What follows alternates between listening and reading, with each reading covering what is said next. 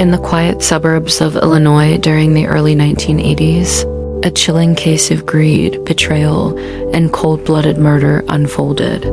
It wasn't the work of a shadowy stranger or a notorious serial killer lurking in alleyways. The killer was someone much closer, a trusted family man who smiled at gatherings, offered food and comfort, and quietly plotted the slow, agonizing deaths of those who loved him.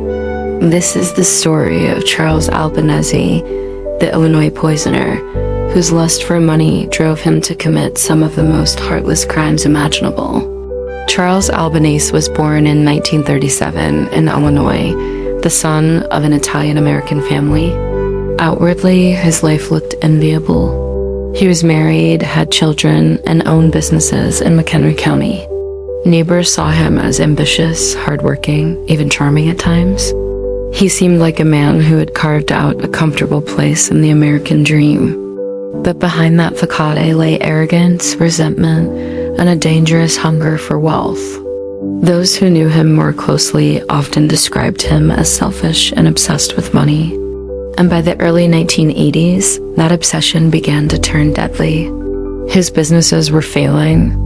A pest control company and other ventures had left him drowning in debt.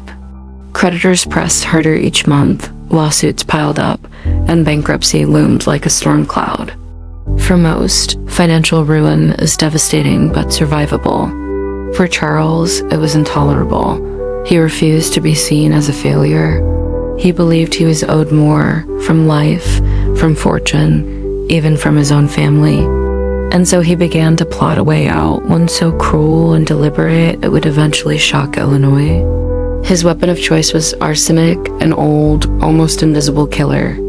Odorless and tasteless when mixed into food or drink, arsenic mimics natural illness. Victims suffer nausea, vomiting, stomach cramps, weakness, and paralysis. Doctors often mistake it for gastrointestinal disease or stroke. It kills slowly, painfully, while leaving few outward clues. To Charles, it was the perfect way to rid himself of obstacles and quietly collect the money he craved. The first death came in December 1980. His mother-in-law, 69-year-old Marion Mueller, suddenly fell ill. At first, it seemed like food poisoning or the flu. She complained of searing stomach pains, her strength drained away, and she grew pale and weak. Within weeks, she was gone. Doctors listed her death as natural. Her family grieved, but Charles, hidden behind his mask of concern, knew the truth. He had poisoned her with arsenic. And with her death, his wife inherited money from her estate, money Charles could get his hands on. Just a few months later, in March of 1981, Charles's own father, 84-year-old Michael Albanese, fell sick. Michael had been relatively healthy for his age, but he suddenly developed violent stomach distress, weakness, and trembling. His decline mirrored Marion's, and soon he too was dead. Again, no one suspected poison. His death was attributed to natural causes, a tragic but believable event given his age. But for Charles, it was another victory. He stood to benefit directly from his father's estate, moving him closer to the wealth he thought he deserved. But Charles's greed had no end. Later that same year, his brother-in-law, Donald Lang, became the third victim. Donald was much younger, and his sudden illness raised more alarm. He complained of tingling lips and numb fingers, his body weakened, and eventually he could barely move. Doctors struggled to find the cause as his condition worsened. Donald suffered for weeks before finally dying. His death devastated those who loved him. But for Charles, it was simply another payout, another life extinguished for money. What made these murders even more chilling was how Charles behaved while his victims suffered. He visited often, bringing them food, offering comfort, playing the role of the concerned son or brother-in-law. To family, it looked like devotion. In reality, those visits were opportunities to administer another dose of poison. While his victims wasted away in confusion and pain, Charles played the part of the grieving relative, hiding behind a smile and a sympathetic word. For a time, it seemed he had succeeded. 3 deaths, all explained away as unfortunate illness. No suspicion fell on him, but whispers began to circulate. How could 3 relatives, all relatively healthy, die so suddenly and with such similar symptoms? Doctors began to revisit the cases. Mary Albanese, his stepmother, also began showing strange signs before recovering, which added to the unease. The pattern was too disturbing to ignore. Toxicology tests were finally ordered, and when results came back, the truth could no longer be hidden. High levels of arsenic were found in the bodies of the dead. Exhumations confirmed it. Marion Mueller, Michael Albanese, and Donald Lang had all been poisoned. Hair analysis revealed the poison had been administered in multiple doses over time, a deliberate act, not a tragic accident. Suddenly, what had looked like bad luck now looked like murder.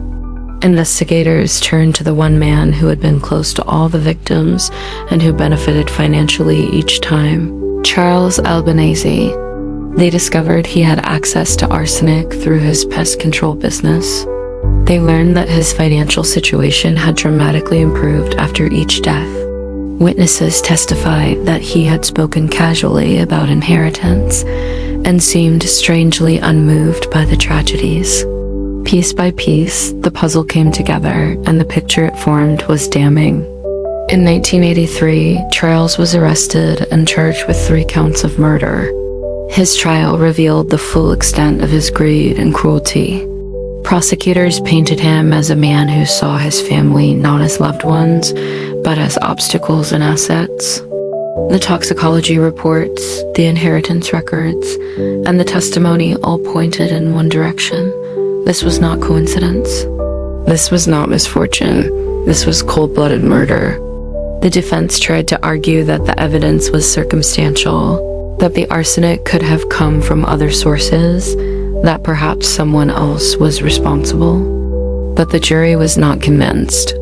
The consistency of the symptoms, the timeline of the poisonings, and the clear financial motive made the case impossible to deny. In 1983, Charles Albanese was convicted of 3 counts of murder.